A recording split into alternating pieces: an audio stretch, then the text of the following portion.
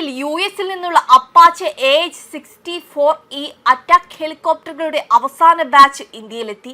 3 Apache AH-64E ആക്രമണ ഹെലികോപ്റ്ററുകളാണ് ഇന്ത്യയിലെത്തിയിരിക്കുന്നത്. ഗാസിയാബാദിലെ ഹിൻഡൻ വ്യോമതാവളത്തിലാണ് ഹെലികോപ്റ്ററുകൾ ഇറങ്ങിയിരിക്കുന്നത്. ഇനി പാകിസ്ഥാന്റെ ഉറക്കം കെടും.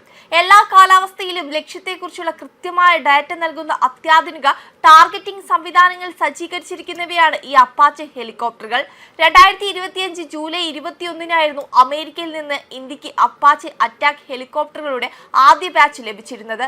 സൈന്യത്തിന്റെ ആക്രമണശേഷി കൂടുതൽ ഫലപ്രദമാക്കുന്ന നൈറ്റ് വിഷൻ നാവിഗേഷൻ സംവിധാനങ്ങളും ഈ ചോപ്പറുകളിലുണ്ട്.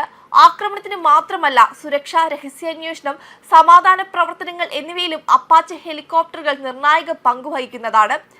അപ്പാച്ചെ ഹെലികോപ്റ്ററുകളെ കുറിച്ച് കൂടുതൽ വിശദമായി പറഞ്ഞാൽ, അപ്പാച്ചെ ഗാർഡിയൻ എന്നുകൂടി വിളിക്കപ്പെടുന്ന AH-64E ആകാശ യുദ്ധത്തിൽ ആധുനികമായ ഒരു യുദ്ധ ഹെലികോപ്റ്ററാണ്.